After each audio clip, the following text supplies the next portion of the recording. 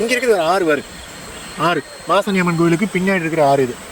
மழை வேலைங்காட்டி ஓரளவுக்கு நல்ல தண்ணி வருது. ஓரளவுக்கு போகுது தண்ணி. வாண்டரிங் வில்லேஜஸ் அபிஷியல்ல இருந்து பிரகாஷ் பேசுறேங்க.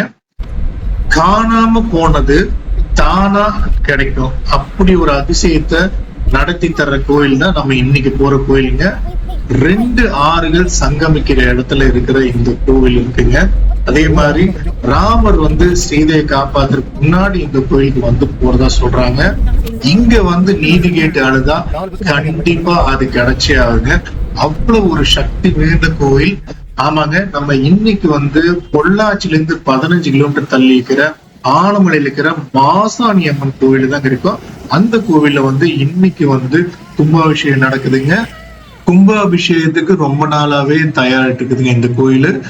திங்கக்கிழமையில இருந்து, அதாவது 9/12/24 இருந்து 12/12 வரைக்கும், 12/12 அன்னைக்கு தான் கும்பாபிஷேகம் நடக்குது.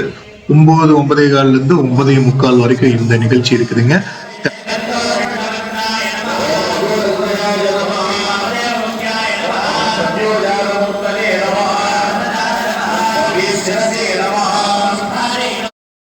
பன்னெண்டு அன்னைக்கு நடக்கிற கும்பாபிஷேகத்துக்கு கண்டிப்பா போங்க.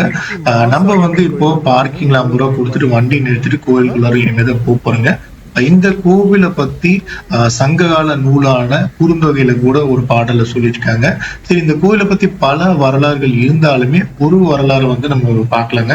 சங்க காலத்துல இந்த இடத்துல நன்னன் அப்படிங்கிற ஒரு மன்னன் ஆண்டு வந்திருக்கிறான். இந்த நன்னன் நீதி தவறாதவன், யார் தப்பு செஞ்சாலுமே தயவு தாட்சணியம் பார்க்காம தண்டனை கொடுப்பான். அவனோட காவல் மரம் மாமரங்க. காவல் மரம் தெய்வத்துக்கு இணையானது. அதனால காவல் மரத்துல பழக்கிற கனி தெய்வத்துக்கு மட்டுமே உரியது. அதை யாரும் பறிச்சு உண்ணக்கூடாது. அப்படி யாராவது உண்டாங்கன்னா அவங்கள மரண தண்டனை வழங்கக்கூடாது அப்படிங்கிற மாதிரி சொல்லி வச்சிருக்கிறான். ஒரு தடவை என்ன ஒரு அந்த ஆத்து, இந்த கோயிலுக்கு பின்னாடி ஒரு ஆறு இருக்குதுங்க. அந்த ஆத்துல குளிச்சுட்டு இருந்த கோசர் இனத்தை சேர்ந்த ஒருத்தர் பொண்ணு ஆத்துல ஆத்தணியில மிதந்து வர்ற காவல் மரத்துல இருக்கிற அந்த மாங்கனியை பார்த்து அதை சாப்பிடுறான். இதை எப்படியோ அந்த காவலர்கள் மன்னருக்கு சொல்ல, மன்னர் அந்த கனி உண்டதால அவளுக்கு மரண தண்டனை அப்படின்னு சொல்லிடுறாரு. அப்படி இந்த விஷயத்தை கேள்விப்படுற கோசர்கள் மன்னன் கிட்ட தங்களோட இன பெண்ணுக்கு, அதாவது தங்களோட இன பெண்ணோட எடைக்கு தங்கத்தாலான பாவையும் 81 யானைகளையும் அபராதமா தருன்னு சொல்றாங்க. ஆனாலும் அந்த மன்னன் கேட்கல. அதே மாதிரி அந்த பெண்ணுமே நான் தெரியாம தான் பண்ணேன், நான் பறிச்சு சாப்பிடல, ஆத்துல சாப்பிட்டேன் அப்படின்னு சொன்னாலும் இந்த மன்னன் கேட்கல. நீதி தவறாத நன்னன் அவர் என்ன பண்றாருன்னா, குற்றத்துக்கு உரிய தண்டனையா அந்த பெண்ணை மரண தண்டனை கொடுத்துடுறா. அப்படி ஒரே ஒரு மாங்கனி தின்றதுக்காக அந்த பெண்ணை மரண தண்டனை கொடுத்து கொல்லப்படுறா. இந்த மன்னன் பெண் கொலை புரிந்த மன்னன் அப்படிங்கிற மாதிரி கூற்றப்படுறான். அந்த பெண்ணு இறந்ததுக்கு அப்புறம் அவங்களோட சொந்தக்காரங்க அவங்க சொன்ன சொல் மாறாத காரணத்தால என்ன பண்றாங்க அப்படின்னா, இந்த மன்னனுக்கு எதிராக சூழ்ச்சி செஞ்சு அந்த மன்னனை பழி தீர்த்து அவனோட காவல் மரமான மாமரத்தையும் வெட்டி அழிச்சிடுறாங்க. அதே மாதிரி மன்னனால கொலை செய்யப்பட்ட அந்த பெண் மயானத்துல சமாதிப்படுத்தி அது மேலேயே அந்த பெண் மாதிரியே ஒரு உருவத்தை செஞ்சு தெய்வமா வழிபட தொடங்கிறாங்க. மயான மண்ணிலேயே உருவான பெண் தான் இந்த மாசாணி அம்மன்ங்க.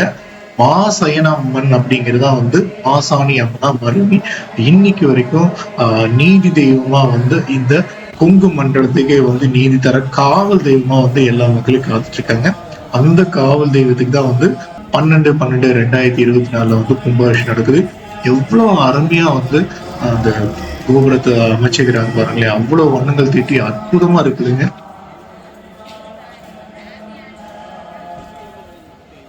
இந்த கோவில் இருக்கிற முக்கியமான விஷயம் அப்படின்னு பாத்தீங்கன்னா, பக்தர்கள் தங்களோட மனக்குறைகளை அம்மன் கிட்ட விட்டு போறாங்க. அதே மாதிரி ஒரு தேங்காய், 2 வாழைப்பழம், 100 கிராம் மிளகாய், இது எல்லாத்தையும் கோவில் இருக்கிற ஆட்டாங்கல் இருக்குங்க, இருக்கிற இடத்துல பாப்பீங்க. ஆட்டாங்கல்ல ஆட்டுறாங்க. பின்னாடி கோவிலுக்கு முன்னாடி இருக்கிற நீதிக்கல்ல அரைக்கப்பட்ட அந்த மிளகாயை பூசி தமக்கான நீதியை அம்மன் கிட்ட வேண்டாங்க. அதுக்கப்புறமா அம்மன் தனக்கான நீதியை கண்டிப்பா வழங்குவாங்க அப்படின்னு சொல்லி ஒரு நிம்மதியோட போறாங்க. 90 நாள்ல நிம்மதி கிடைச்சு நீதி கிடைச்சு வந்ததுன்னா மாசாணி அம்மனுக்கு எண்ணெய் காப்பு செஞ்சு நன்றி கடன் பண்றாங்க. நீதிக்கு மட்டும் இல்லாமங்க பல வேண்டுதல்களுக்கும் மாசாணி அம்மன் நல்லது பண்றாங்க. அதாவது கோயிலுக்கு முன்னாடி வந்து மரத்துல மஞ்சள் எல்லாம் பூசி எலுமிச்சை பழங்கள்லாம் தொங்க விட்டு அந்த மாதிரி வழிபடுறாங்க. அதுக்கப்புறமா வந்து மாசாணி அம்மனே வந்து எல்லா விஷயத்தையும் பார்த்துக்குவாங்க அப்படின்னு சொல்லி ஒரு கவலையெல்லாம் போறாங்க. கோயிலுக்குள்ள போறீங்க. இது வந்து இப்போ வண்ணங்கள் தீட்டுறதுக்கு முன்னாடி எடுத்தது. வண்ணங்கள் தீட்டுறதுக்கு அப்புறமா எப்படி இருக்குன்னு பாருங்க. அவ்வளவு அற்புதமா இருக்கு பாருங்க.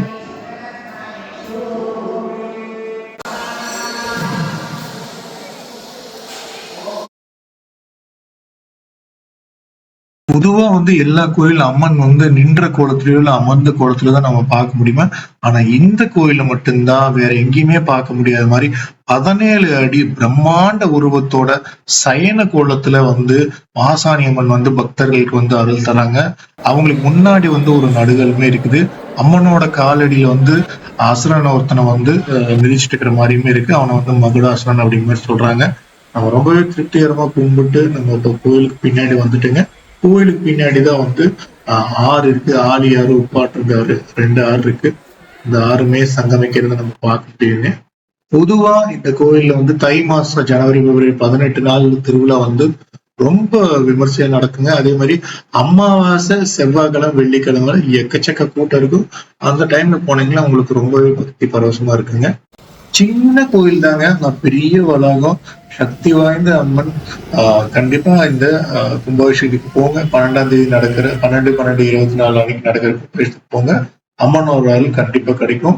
வீடியோ பிடிச்சிருந்தா சேனல் சப்ஸ்கிரைப் பண்ணி மற்ற வீடியோஸ் பாருங்க. நன்றி.